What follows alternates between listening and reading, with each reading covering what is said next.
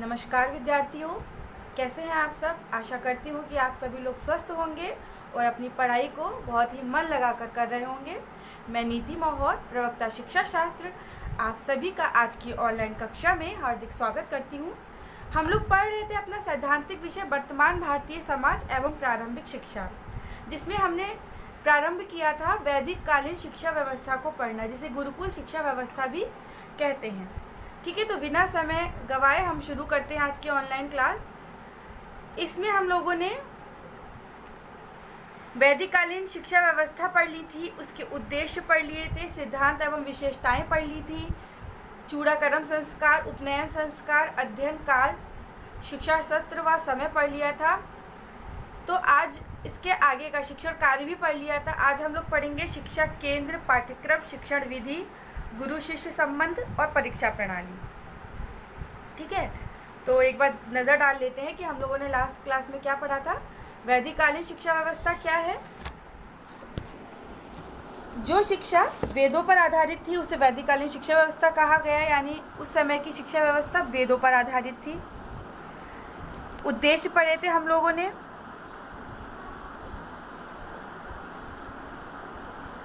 उसके बाद सिद्धांत एवं विशेषताएं पढ़ी थी कि शिक्षा कैसी थी, सार्वजनिक थी, निःशुल्क थी, वैयक्तिक थी, सरकार का उस पर कोई नियंत्रण नहीं था, पुस्तकीय ना होकर व्यवहारिक थी, शिक्षा सवासीय थी, यानी छात्र को गुरु के पास ही गुरुकुल में रहना पड़ता था। और एक वेद के ज्ञाता को स्नातक कहते थे, 2 वेद के ज्ञाता को वसु कहते थे, 3 वेद के ज्ञाता को रुद्र कहते थे। यहाँ जो मैंने लिखा है चौथे वेद के ज्ञाता को, तो यह चौथा वेद नहीं होगा, चारों वेदों के ज्ञाता को आदित्य कहते थे। ये भी मैंने आपको बताया था। शिक्षा व्यवस्था पढ़ी थी कि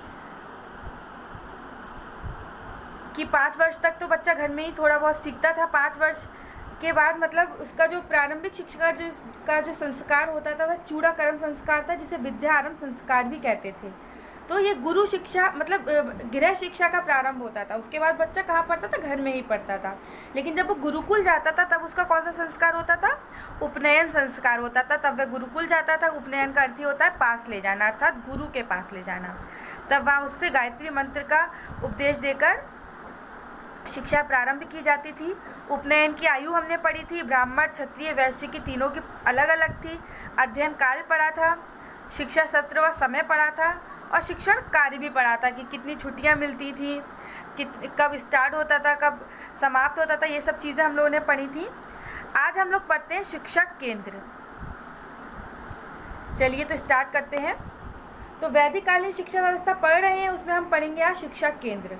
तो प्राचीन काल में आज जैसे बड़े बड़े भवन के भीतर शिक्षण कार्य नहीं होता था। मतलब आज तो आप लोगों ने देखा होगा कि कॉलेज देख लीजिए, यूनिवर्सिटीज़ देख लीजिए, उसके जो भवन होते हैं, बिल्डिंग होती है, कितनी बड़ी बड़ी होती है। ठीक है, आप लोग फरीदपुर आते हैं जब अपना क्लास लेने, तब भी आप लोगों ने देखा होगा कि रास्ते में इन्वर्टीज़ यूनिवर्सिटी पढ़ती है, काफ़ी सारे अन्य विद्यालय भी पढ़ते हैं, महाविद्यालय पढ़ते हैं, उनका कैंपस कितना बड़ा है।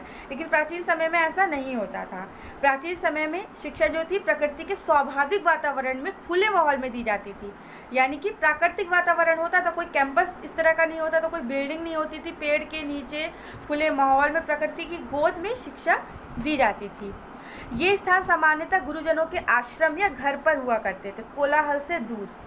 ठीक है, अब आप लोगों को कमेंट बॉक्स में बताना है कि ये ठीक था, मतलब गुरुकुल शिक्षा प्रणाली में जो घर से दूर गुरुकुल में जाके शिक्षा दी जाती थी, तो वह ठीक था, या आजकल जैसे है कि हम लोग घर पे ही रहते हैं, कॉलेज जाते हैं फिर घर आ जाते हैं, वो व्यवस्था अच्छी है?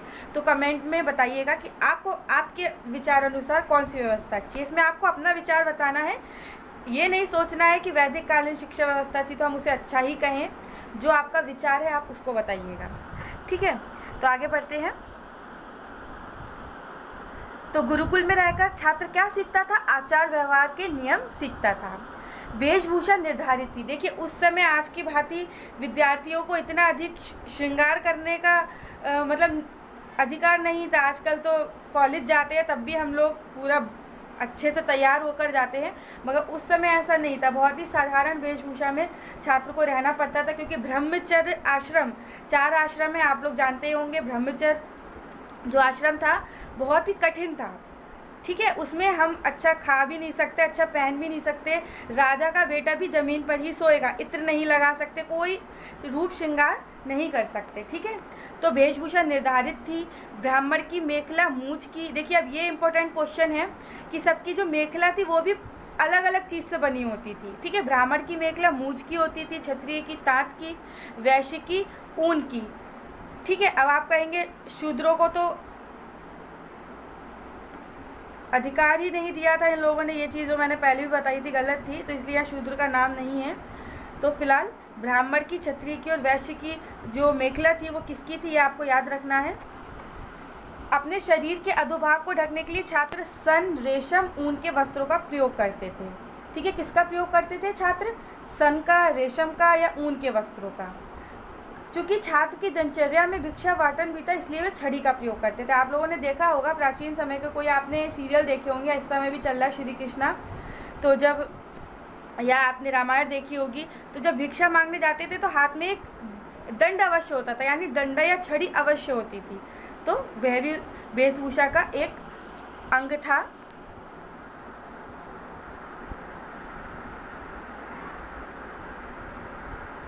आगे बढ़ते हैं। पाठ्यक्रम, वैदिक कालीन या गुरुकुल शिक्षा व्यवस्था में पाठ्यक्रम कैसा था, ये हम इस पे थोड़ा सा ध्यान देते हैं। वैदिक शिक्षा पूर्णतः आध्यात्मिक व व्यवहारिक लक्ष्यों के प्रति समर्पित थी, इसलिए पाठ्यक्रम अत्यंत व्यापक था। देखिए बहुत ही गौर करने वाली बात है कि जो शिक्षा व्यवस्था थी वह आध्यात्मिक भी थी और व्यवहारिक भी थी। तो ऐसा नहीं था कि केवल आध्यात्मिक विषय ही पढ़ाए जाते थे। अब एक अच्छा नागरिक बनाने के लिए बालक को व्यवहारिक विषयों की भी आवश्यकता है, इसलिए दोनों चीज़ों का ध्यान रखा जाता था, क्योंकि जीवन का अंतिम उद्देश्य आत्म अनुभूति है, मोक्ष की प्राप्ति है, इसलिए आध्यात्मिक विषय भी शामिल थे। और चूँकि एक अच्छा नागरिक बनाना है, एक व्यवहारिक व्यक्ति बनाना है, इसलिए व्यवहारिक लक्ष्यों की पूर्ति को देखते हुए व्यवहारिक विषय भी पाठ्यक्रम में सम्मिलित किए गए थे। ठीक है,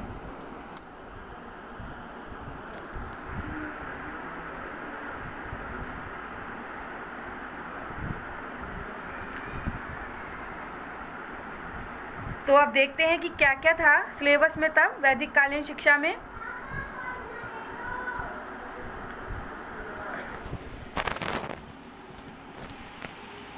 वेदों की शिक्षा दी जाती थी, उपनिषद की शिक्षा दी जाती थी, पुराण, नीति शास्त्र, इतिहास, गणित, भाषा, कला, विज्ञान, शिल्प, कृषि, पशुपालन, अर्थशास्त्र, सैन्य विज्ञान आवश्यक था। देखिए यहाँ कोई भी ऐसा विषय नहीं छूटा है जो हमारे व्यवहारिक जीवन में जो जो आवश्यक है, सभी विषय इसमें शामिल किए गए हैं और आध्यात्मिक विषय भी शामिल किए गए हैं। ठीक है, आप खुद ही देखिए, वेद, उपनिषद, पुराण, नीतिशास्त्र, इतिहास, गणित, भाषा, कला, विज्ञान, शिल्प, कृषि, पशुपालन, अर्थशास्त्र एवं सैन्य विज्ञान सभी आवश्यक था। और सबसे महत्वपूर्ण बात, ये प्रश्न आता भी है कि शिक्षण का माध्यम क्या था, कौन सी भाषा थी? तो शिक्षण का माध्यम संस्कृत भाषा था। ठीक है, आगे बढ़ते हैं। अब ये बहुत ही महत्वपूर्ण है जो मैं आप लोगों को बताने जा रही हूँ, शिक्षण विधि। वैदिक काल में शिक्षण विधि कौन सी थी? देखिए हर काल में आप अलग अलग शिक्षण विधि पढ़ेंगे। अभी उसके बाद आप जब दर्शन पढ़ेंगे उसमें भी शिक्षण विधियाँ पढ़ेंगे कि कौन से जो दर्शन है उसमें कौन सी शिक्षण विधि को महत्व दिया गया है। तो ऐसे ही जो वैदिक कालीन शिक्षा व्यवस्था थी, गुरुकुल शिक्षा व्यवस्था थी, उसमें श्रवण, मनन, निधिध्यासन, इसको आप लोग अच्छे से समझ लीजिए, याद कर लीजिए कि श्रवण, मनन, निधिध्यासन ये 3 शिक्षण विधियाँ थी जो उस समय प्रयोग में लाई जाती थी। श्रवण का मतलब गुरु की बात को जो छात्र था ध्यानपूर्वक सुनता था। मनन का मतलब उसके बाद फिर वह उसका चिंतन करता था, मनन करता था। ठीक है, और निधिध्यासन का मतलब उसके बाद जीवन में अपने व्यवहार में उस बात को उतारता था। अब आज की ऑनलाइन कक्षा हो रही है, जितने समय तक हो रही है आप लोग देख रहे हैं, इसके बाद ऑफ हो जाएगी। उसके बाद आप क्या करेंगे? कुछ बच्चे तो करेंगे, उस पर मनन करेंगे, चिंतन करेंगे। ठीक है, और आधे से ज़्यादा क्या करेंगे? बस प्रश्नों का उत्तर दे दिए, क्लास ओवर हो गई। शिक्षा का उद्देश्य यही समाप्त हो गया कि लेक्चर सुन लिया, प्रश्नों का उत्तर दे दिया, बस हमारा दायित्व समाप्त हो गया। प्राचीन समय में गुरुकुल व्यवस्था में ऐसा नहीं था। तब छात्र गुरु की बात को बहुत ध्यानपूर्वक सुनता था, तदुपरांत उसका मनन करता था और उसको अपने जीवन में भी उतारता था। आप स्वयं लोग ही इस बात को बताइएगा कि कितने बच्चे गुरु की बात को सुनने के बाद उसका मनन भी करते हैं और फिर जीवन में भी उतारते हैं। ठीक है, तो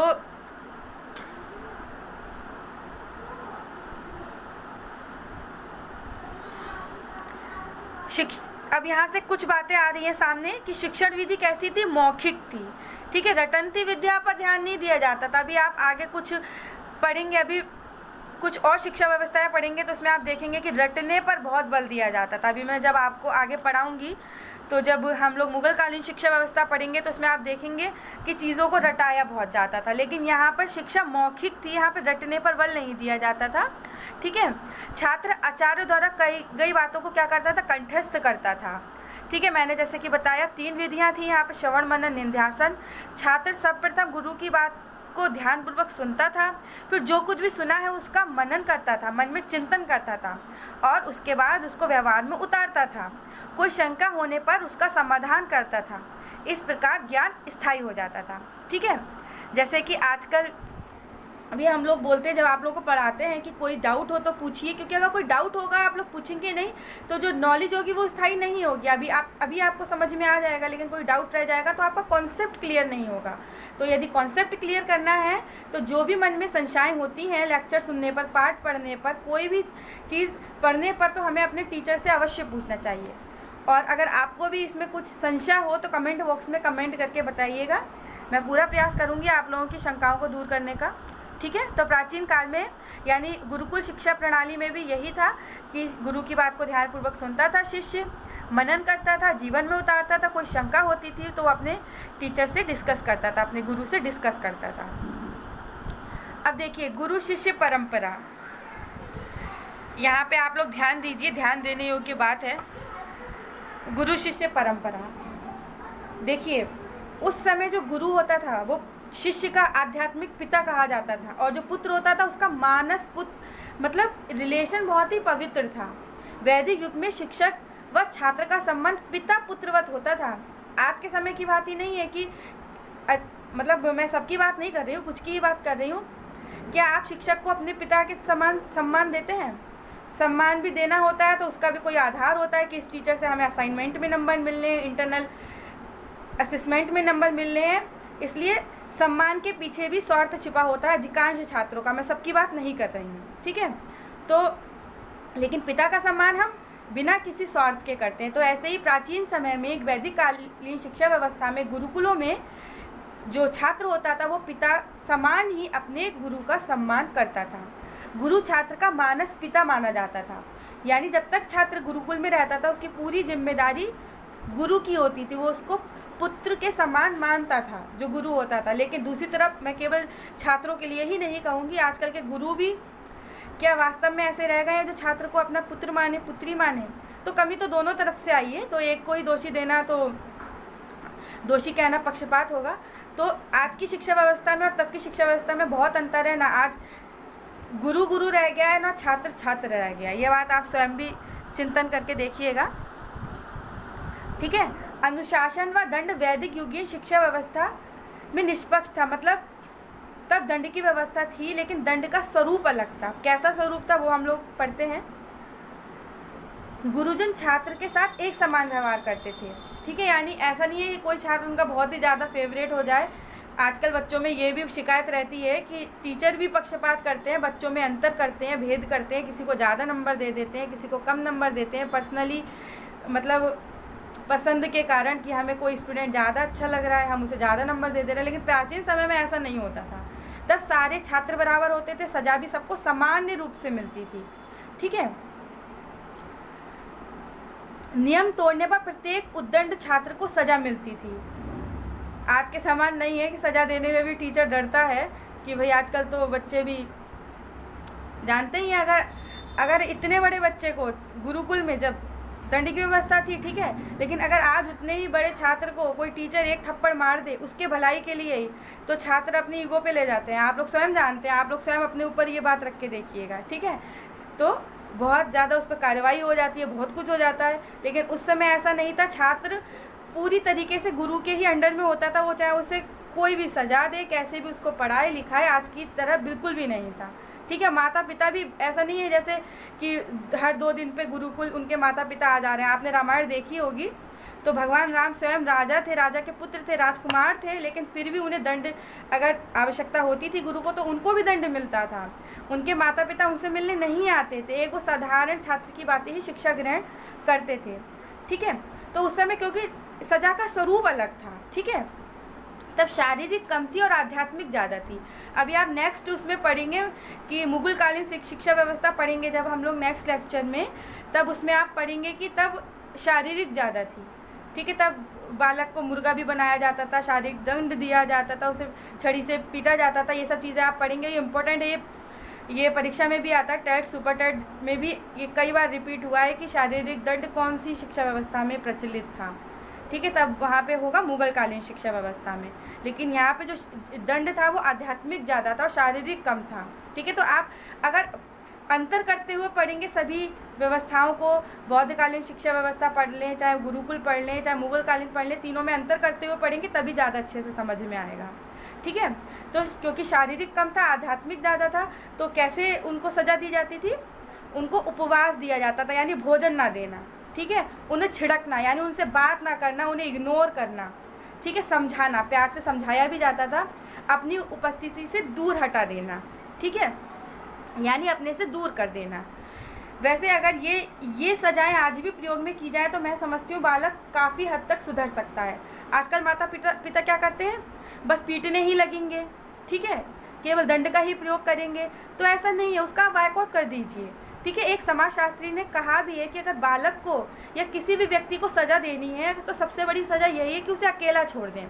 आजकल आपने देखा होगा कि बच्चे बहुत उद्दंड हो जाते हैं, प्यार से भी नहीं समझते हैं, किसी भी चीज़ से नहीं समझते। लेकिन यदि आप इन सब का प्रयोग करेंगे ना, साम दाम दंड वे सभी का प्रयोग किया जाएगा तो बालक अवश्य सुधरेगा।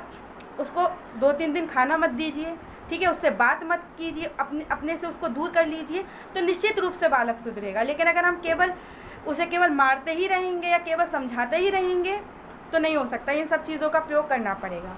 ठीक है, आप स्तंभ में लिखा भी है कि गुरु हठी छात्र को अपनी उपस्थिति से दूर भेज दे या उनसे उपवास करवाए। ठीक है, तो आप स्तंभ में के इस कोटेशन को याद रखिएगा, ये उसमें लिखा भी है कि जो हठी छात्र होते थे, जिद्दी छात्र होते थे, तो गुरु क्या करे उनके लिए? अपनी उपस्थिति से दूर भेज दे, यानी अपने से दूर कर दे, और उनसे उपवास कराए, यानी उन्हें भोजन ना दे। आपके घर में भी अगर कोई शैतान बालक हो तो आप उसे ऐसा करके देखिए, आपका छोटा भाई हो, बहन हो, आपका पुत्र हो, पुत्री हो, आप में से कई स्टूडेंट ऐसे होंगे जो शादीशुदा होंगे, तो आप करके देखिए। अगर नहीं मानते हैं कहना तो क्या कीजिए? बात मत कीजिए, उन्हें भोजन मत दीजिए, निश्चित रूप से सुधरेंगे। तो गुरुकुल शिक्षा व्यवस्था में यही सजाएं जो थी प्रयुक्त की जाती थी। ठीक है, लेकिन शारीरिक दंड भी था, लेकिन उतना नहीं था, बहुत कम था। ठीक है, जितना मुगल कालीन शिक्षा व्यवस्था में था। अब परीक्षा प्रणाली पढ़ते हैं। देखिए, उस समय परीक्षा प्रणाली मतलब जो शिक्षा व्यवस्था थी वो परीक्षा विहीन थी। ठीक है, अब आज के समय में तो परीक्षाएं होती हैं और परीक्षाओं में अच्छे अंक पाने के लिए भाई सब कुछ किया जाता है, रटा भी जाता है, चीज़ को बिना समझे पढ़ा भी जाता है। ठीक है, बस कुछ चीज़ों पर ही ध्यान दिया जाता है, सभी चीज़ों पर ध्यान देना है कि हम टॉपिक को समझें भी, उसे सुंदर तरीके से लिखें भी परीक्षा में। ठीक है, तो आजकल क्या शिक्षा केवल कहा जाए तो केवल उसका उद्देश्य अंक पाना रह गया है, क्वालिटी कहीं चली गई है। ठीक है, कहते हैं ना गुणात्मकता और मात्रा, तो मतलब हम मात्रा पर तो ध्यान दे रहे हैं, अंकों पे तो ध्यान दे रहे हैं, लेकिन गुण पे ध्यान नहीं दे रहे हैं, क्वालिटी पे ध्यान नहीं दे रहे हैं। और यही कारण था कि वैदिक कालीन शिक्षा व्यवस्था में क्वालिटी थी, क्योंकि तब शिक्षा व्यवस्था में परीक्षा विहीन शिक्षा व्यवस्था थी, परीक्षाएं नहीं होती थी। गुरु नया पाठ तब पढ़ाता था जब छात्र पहले पढ़ाए गए पाठ को पूरी तरह से सीख लेता था। ठीक है, तब उद्देश्य क्या था? जैसा कि मैंने अभी आपको बताया कि मेरा भी उद्देश्य क्या है, आपको कॉन्सेप्ट क्लियर कराना। उस समय भी गुरु का उद्देश्य यही था, छात्र का कॉन्सेप्ट क्लियर करना। ठीक है, जब तक नहीं करता था तब तक आगे का पाठ शुरू नहीं होता था। ठीक है, तो जब छात्र पहले पढ़ाए गए पाठ को पूरी तरह से तैयार कर लेते थे तथा वह छात्रों की तैयारी से संतुष्ट हो जाते थे, तभी जो गुरु होता था वो अगला पाठ शुरू करता था। शिक्षा समाप्ति पर विद्यार्थियों को स्थानीय विद्वानों की सभा में उपस्थित किया जाता था, जहाँ पर पूछे गए प्रश्नों का वह उत्तर देता था। ठीक है, यानी स्थानीय विद्वानों की सभा में उसे उपस्थित करते थे, यानी स्थानीय विद्वान, समझ ही रहे हैं। ठीक है, और फिर उनसे प्रश्न पूछे जाते थे विद्यार्थियों से। परीक्षा व्यवस्था ना होने से कोई प्रमाण पत्र तथा उपाधियां भी नहीं दी जाती थी। अब आप कहेंगे कि फिर जो स्नातक, रुद्र, वो सब क्या था? तो वो केवल ये था कि मतलब एक वेद को पढ़ लेने से छात्र क्या कहलाता था, 2 वेद को पढ़ लेने से क्या कहलाता था, लेकिन पर्टिकुलर कोई उपाधियों की व्यवस्था उस समय नहीं थी। ठीक है। मुख्य लक्ष्य क्या था? ज्ञानार्जन करना। और आज का मुख्य लक्ष्य क्या है? अंक अर्जन करना। आप लोग सभी सहमत होंगे मेरी बात से। आगे बढ़ते हैं। विद्यार्थी जीवन की समाप्ति और गृह जीवन में पुनः लौटने के समय समावर्तन संस्कार होता था। इसको नोट कर लीजिए आप लोग कि कई संस्कार हम लोगों ने पढ़ लिए। चूड़ाकर्म पढ़ लिया, ठीक है, विद्या आरंभ संस्कार जिसे चूड़ाकर्म संस्कार ही पढ़ते, उपनयन संस्कार पढ़ लिया, लेकिन विद्या समाप्त होने पर कौन सा संस्कार होता था? समावर्तन संस्कार होता था। ठीक है, बहुत ही इंपॉर्टेंट है ये।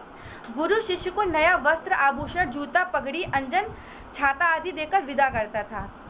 यानी जब वो गुरुकुल से जा रहा है छात्र, तब गुरु ये सारी चीज़ें देता था। नए आभूषण, जूते, पगड़ी, अंजन, अंजन मतलब काजल, ठीक है। होम आदि क्रिया, मधुपक्र के बाद शिष्य विद्यादान का व्रत लेता था तथा अंत में शिष्य अपनी सामर्थ्य से गुरु को दक्षिणा देता था। यानी टीचर उससे पैसा नहीं मांगता था, गुरु दक्षिणा नहीं मांगता था, छात्र स्वयं अपनी इच्छा अनुसार अपनी श्रद्धा से गुरु दक्षिणा देता था, वो भी पढ़ाई पूरी समाप्त होने के बाद। लेकिन आजकल अब मैं टीचर्स को भी कहूँगी कि आजकल टीचर्स का भी उद्देश्य बालकों का कॉन्सेप्ट क्लियर नहीं करना है, अच्छे विद्यार्थी बनाना नहीं है, उनका भी उद्देश्य क्या रह गया? धन का अर्जन करना। और गुरु दक्षिणा तो अब स्वयं ही मांग ली जाती है। तो शिष्य और गुरु दोनों में ही परिवर्तन हुआ है। तो यही है जो आज हमने पढ़ा, इसको एक बार फिर से हम लोग देख लेते हैं। तो शिक्षा केंद्र क्या थे? घर से दूर गुरुकुल होते थे, प्रकृति की गोद में, शांत वातावरण में, पाठ्यक्रम में आध्यात्मिक और व्यवहारिक दोनों विषय थे। भाषा मतलब माध्यम क्या था? संस्कृत भाषा था। शिक्षण विधि क्या थी? श्रवण, मनन, निध्यासन थी। गुरु शिष्य संबंध बहुत अच्छे थे। पिता माना जाता था गुरु के द्वारा अपने शिष्य के द्वारा अपने गुरु को, और गुरु भी अपने शिष्य को पुत्र मानता था, आध्यात्मिक पिता कहा जाता था गुरु को। परीक्षा प्रणाली परीक्षा विहीन थी गुरुकुल शिक्षा व्यवस्था, ठीक है। जब शिक्षा समाप्त होती थी तब समावर्तन संस्कार होता था और छात्र श्रद्धा के अनुसार अपने गुरु को गुरु दक्षिणा देता था, ठीक है। तो आज की ऑनलाइन कक्षा यही समाप्त होती है। कुछ जो मैंने बातें पूछी उन्हें आप कमेंट बॉक्स में कमेंट करके बताइएगा कि आपको शिक्षा व्यवस्था कौन सी अच्छी लग रही है, आज की या प्राचीन समय की जब गुरुकुल में शिक्षा दी जाती थी, ठीक है। चलिए, तो मिलते हैं नेक्स्ट ऑनलाइन क्लास में। जब तक आप लोग इसको पढ़िए, श्रवण तो कर लिया, मनन करिए, निध्यासन करिए, और मिलते हैं नेक्स्ट क्लास में। तब तक आप लोग स्वस्थ रहिए, मस्त रहिए, पढ़ते रहिए, ठीक है। धन्यवाद।